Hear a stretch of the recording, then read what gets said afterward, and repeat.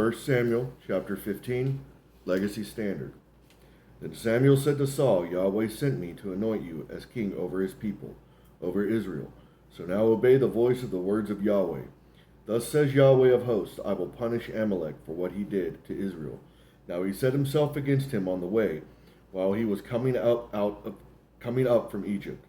Now go and strike Amalek and devote to destruction all that he has, and do not spare him. But put to death both man and woman, infant and nursing baby, ox and sheep, camel and donkey. Then Saul summoned the people and numbered them in Telaim, 200,000 foot soldiers and 10,000 men of Judah. Then Saul came to the city of Amalek and set an ambush in the valley. And Saul said to the Kenites, Go, depart, go down from among the Amalekites, lest I destroy you with them. You showed loving kindness to all the sons of Israel when they came up from Egypt. So the Kenites departed from among the Amalekites. So Saul struck the Amalekites from Havilah, as you go to Shur, which is east of Egypt. And he seized Agag, the king of the Amalekites, alive, and devoted to destruction all the people with the edge of the sword. But Saul and the people spared Agag and the best of the sheep, the oxen, the fatlings, the lambs, and all that was good. And they were not willing to devote them to destruction, but everything despised and worthless that they utterly destroyed. Then the word of Yahweh came to Samuel, saying, I regret that I have made Saul king, for he has turned back from following me and has not established my words. And Samuel became angry and cried out to Yahweh all night.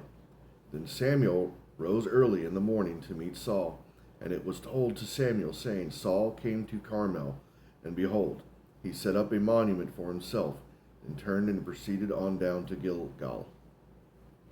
And Samuel came to Saul, and Saul said to him, Blessed are you of Yahweh, I have established the word of Yahweh. But Samuel said, What then is this sound of the sheep in my ears, and the sound of the oxen which I am hearing? And Saul said, They have brought them from the Amalekites, for the people spared the best of the sheep and oxen to sacrifice to Yahweh your God, but the rest we have devoted to destruction. Then Samuel said to Saul, Wait, and let me tell you what Yahweh spoke to me last night. And he said to him, Speak. And Samuel said, It is not true. Though you were little in your own eyes, you were made the head of the tribes of Israel.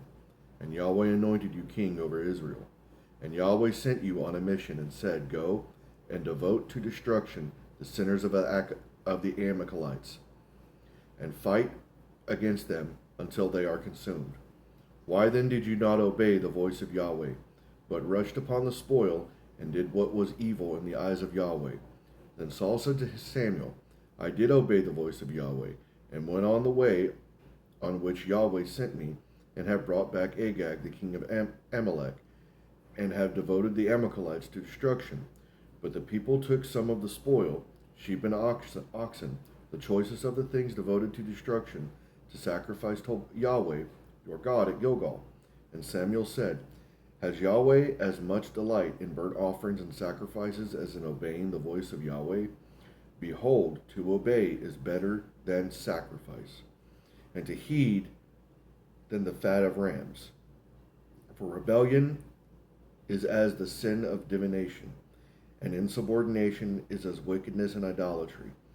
Because you have rejected the word of Yahweh, he has rejected you from being king. And Saul said to Samuel, I have sinned. I have indeed trespassed against the command of Yahweh, and your words, because I feared the people, and obeyed their voice. So now please forgive my sin, and return with me, that I may worship Yahweh. But Samuel said to Saul, I will not return with you, for you have rejected the word of Yahweh, and Yahweh has rejected you from being king over Israel. Then Samuel turned to go, but Saul seized the edge of his robe and tore it. So Samuel said to him, Yahweh has torn the kingdom of Israel from you today, and has given it to your neighbor, who is better than you. Also the Eternal One of Israel will not lie or have regret, for he has not a man that he should have regret. Then he said, I have sinned, but please honor me now before the elders of my people, and before Israel, and return with me that I may worship Yahweh your God. So Samuel returned, following after Saul, and Saul worshipped Yahweh. Then Samuel said, Bring Agag near to me.